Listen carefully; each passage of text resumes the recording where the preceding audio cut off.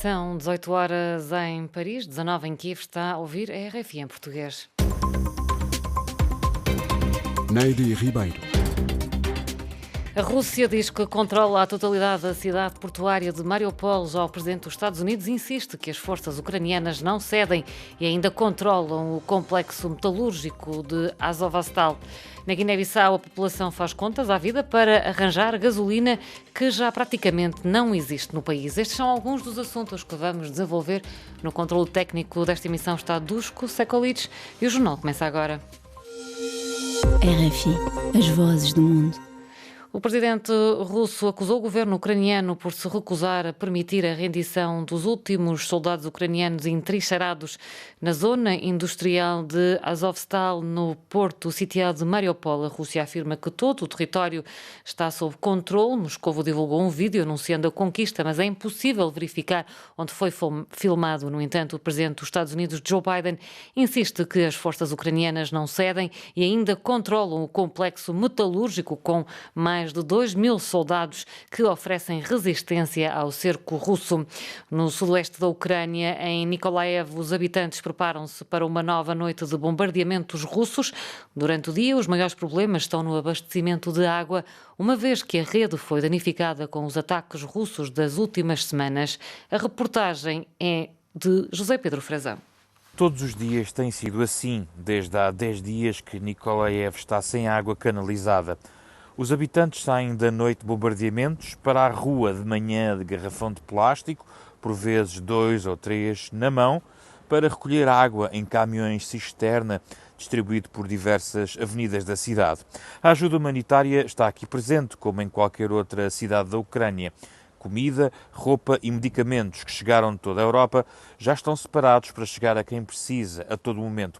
Visitámos hoje uma igreja protestante onde os deslocados internos são acolhidos com o mínimo de condições de salubridade nos seus abrigos. Mas há também abrigos públicos para quem não tem pisos inferiores nos seus prédios para estar a salvo das bombas que são esperadas a partir do entardecer.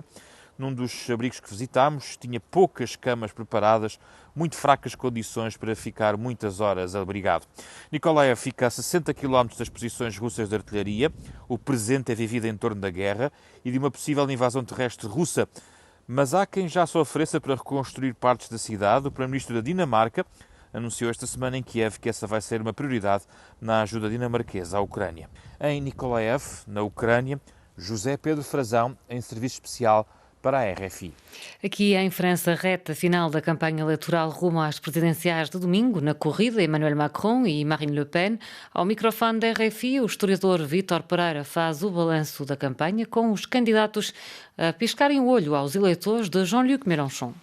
Esta campanha da segunda volta parece-me mais tradicional, com cada candidato a tentar mobilizar os seus próprios apoiantes e, sobretudo, do lado do Macron, temendo que as pessoas pensam que o Macron vai ganhar, que as pessoas não vão votar, subir bastante o volume da abstenção. E também piscar os olhos às pessoas que não votaram para eles, que é o caso do eleitorado do Mélenchon, com os seus 20 e picos por cento, que é um eleitorado bastante importante, e, sobretudo, com uma consigna de voto do Jean-Luc Mélenchon que, para ele, é muito clara, mas não é assim tão clara para muitos. Isto é, ele diz que ninguém deve votar na Marine Le Pen, mas nunca disse de forma clara que as pessoas deviam votar no Emmanuel Macron. E então, vê-se que o Emmanuel Macron falou várias vezes de temas que ele pouco fala, ou menos fala, que é, por exemplo, da ecologia, e a Marine Le Pen, que ela também, seguindo um caminho que já era o dela desde há algum tempo, realçando uma preocupação social com o poder de compra, com a proteção social, com a defesa dos trabalhadores. A análise do historiador Vítor Pereira, ele que é o convidado de Cristiana Soares esta sexta-feira. Na Guiné-Bissau é grande a expectativa em torno da chegada de um navio proveniente de Portugal carregado de combustíveis, mas até lá os guineenses fazem contas à vida para arranjar a gasolina, já que praticamente não existe no país. Mais explicações com Moussa Baldé. Há mais de 2 semanas que a Guiné-Bissau enfrenta uma penúria em termos de combustíveis. O que mais faz falta é a gasolina. Muitos carros particulares e de transportes públicos movidos a gasolina encontram-se parados. Também começa a ser difícil abastecer os carros movidos a gasóleo.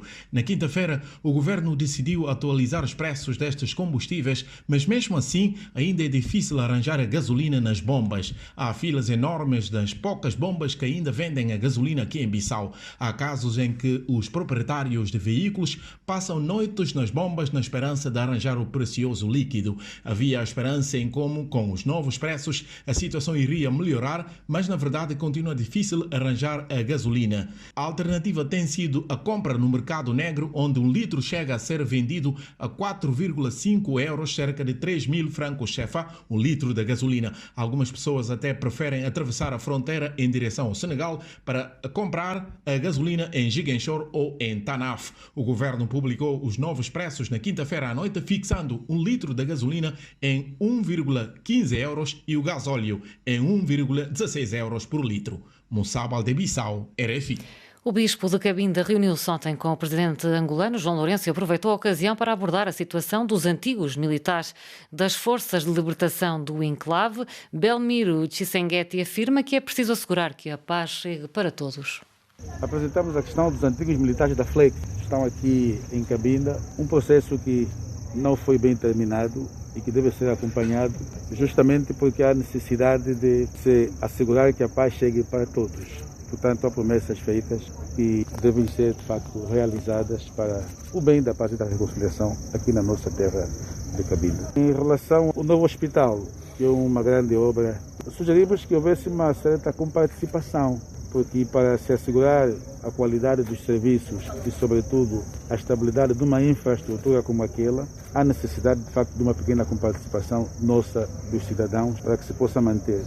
De referir que o novo hospital tem vindo a ser alvo de críticas devido, nomeadamente, ao recrutamento de pessoal de saúde estrangeiro com vencimentos superiores aos dos médicos angolanos em greve há vários meses.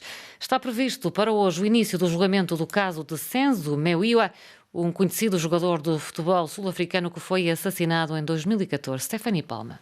O aguardado julgamento relativo à morte do jogador de futebol Senzo Mewiwa, assassinado em 2014, terá finalmente início esta sexta-feira, depois de já ter sido adiado por 2 vezes. No Tribunal Superior de Gauteng, em Pretória, sentam-se hoje no banco dos réus 5 suspeitos da morte da estrela sul-africana. Os 5 homens são acusados de homicídio, tentativa de homicídio, porte de arma de fogo e munições e ainda assalto à mão armada.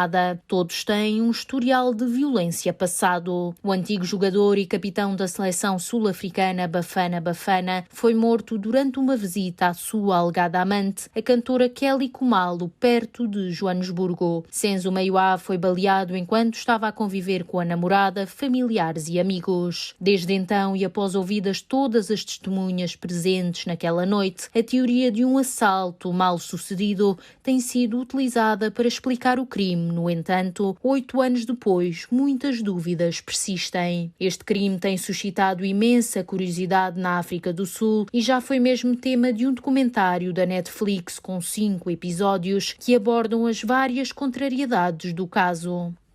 No futebol francês, a RFI falou com o médio do Lille, Renato Sanches, que analisou a derrota da equipa frente ao Reims esta quarta-feira. Tivemos muitas oportunidades, praticamente eles conseguiram marcar 2 golos em ocasiões muito estranhas. Nós dominamos o jogo na primeira parte e na segunda, mas acabamos por perder o jogo. Neste momento não é uma boa fase para nós, não estamos com sorte. É verdade que aquele golo também deu novamente uma esperança da reviravolta. Sim, claro que sim, o nosso objetivo nunca é empatar ou perder o jogo, nós jogamos para ganhar, mas este ano temos tido alguns precalços e não estamos a conseguir ter o mesmo sucesso do ano passado. Houve aqueles 20 minutos em que pareceu que o Lille pudesse marcar esse segundo golo. Sim, acho que nós estivemos por cima, na primeira e na segunda parte, mas eles ganharam o jogo. O futebol às vezes é assim, nem a melhor equipa ganha sempre, mas agora é continuar a trabalhar e jogar bem no domingo. É complicado como situação? Sim, claro que sim. Uma equipa que foi campeã nacional o ano passado e este ano não ter os mesmos resultados é um bocado frustrante para nós, para os adeptos e para o clube.